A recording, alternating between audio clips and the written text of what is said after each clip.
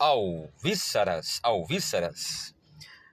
Muito bem, hoje dando sequência ao nosso curso de História da Igreja de Cristo através de seus principais personagens. O personagem de hoje é Adamâncio ou Pseudo-Orígenes. Calma que eu explico. Olha, o Adamâncio ou Pseudo-Orígenes, por que a gente chama de Adamâncio ou Pseudo-Orígenes? Porque em alguma parte da literatura a referência a ele é Adamâncio. Ele teria se chamado Adamâncio, esse sujeito. E em outra parte da literatura, escritos atribuídos a Adamâncio são atribuídos a Pseudo-Orígenes. Por que Pseudo-Orígenes? Claro que na época em que tais escritos foram escritos, ninguém dizia, quem escreveu foi Pseudo-Orígenes. Claro que não. Não vinha lá, autor, : Pseudo-Orígenes. Não, vinha Adamâncio. Só que com o passar do tempo, descobriu-se, para alguns pelo menos, que, na verdade, o autor do texto era um camarada que assinava como Orígenes, mas na verdade não era Orígenes, era o tal do Adamâncio, ou qualquer outro ser, né, que se passava por Adamâncio ou por Orígenes. Na verdade, a verdade histórica é que não se sabe com certeza quem é o autor de tais escritos.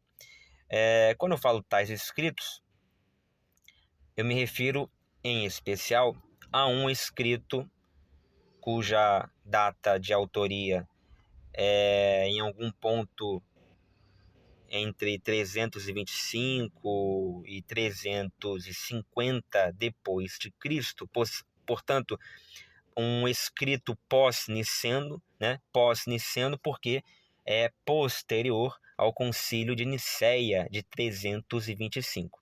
Então, é uma obra apologética por excelência, né? É uma obra que vai ter a teologia de Nicéia. E por isso que, em poucas palavras, aqui resumindo o conteúdo dessa obra, já vou dar o nome dela, tá? Mas resumindo o conteúdo dessa obra, podemos dizer basicamente que a preocupação de seu autor, que aqui podemos chamar de Adamâncio ou Pseudo-Orígenes, a preocupação desse autor é mostrar para seus leitores que não há mal algum, não há vergonha alguma, não há diminuição moral alguma em o Deus, né? Jesus, Deus Pai, Deus Filho, no caso, ter encarnado, né? E mais ainda, não há vergonha alguma, não há diminuição alguma em esse Deus ter nascido no ventre de uma mulher, uma mera mortal, uma mulher dentro, né, da sociedade daquela época, ou seja, um ser inferior ao homem. Então, era uma acusação, era uma questão que era colocada pelos inimigos da ortodoxia à época e que, em tempos de concílio de Nicéia,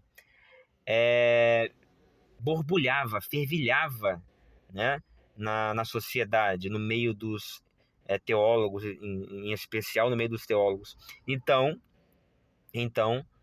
esse autor dessa obra vai trazer como enfoque especial essa preocupação em mostrar que não há vergonha alguma em Deus ter encarnado num homem e ter este homem nascido do ventre de uma pobre mulher judia, né, do primeiro século da nossa era. Não haveria vergonha nenhuma. É isso que vem mostrar, muito pelo contrário, essa obra vem mostrar que não apenas não há vergonha, não houve vergonha alguma, não houve diminuição moral alguma, como isso, pelo contrário, aumentou ainda mais a significância e a importância desse Deus. Então, essa obra se chama alguma coisa como Diálogos sobre a Reta Fé, né, ali entre 325 a 350 depois de Cristo, tá?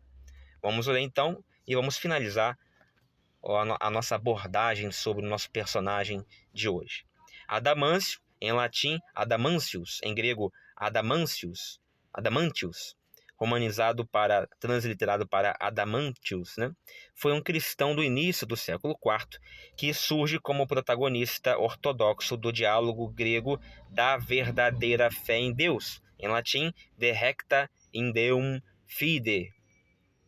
Pode ter vindo da Ásia Menor ou Síria, mas pouco se sabe sobre ele. No fim do capítulo 24 da Filocalia, ou Filocalia, uma nota diz que Basílio de Cesareia e Gregório de Nazianzo associaram-no ao escritor do século III Orígenes, daí Pseudo-Orígenes.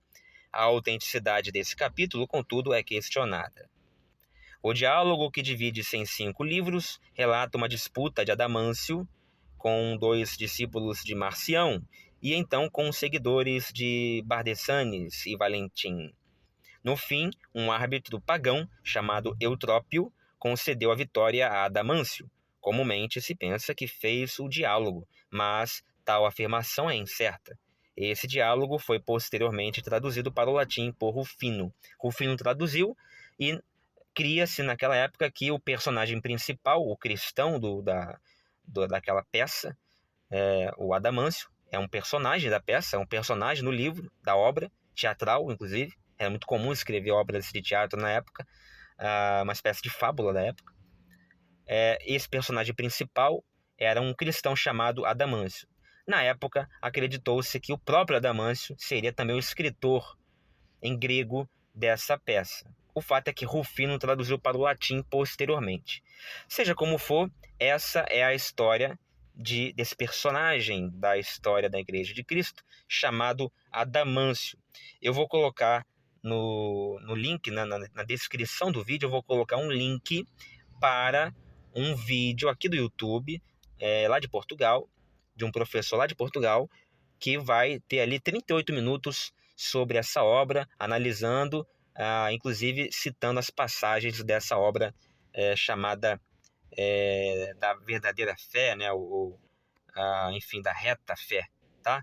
Então, espero que tenham gostado. Até a próxima, se Deus quiser.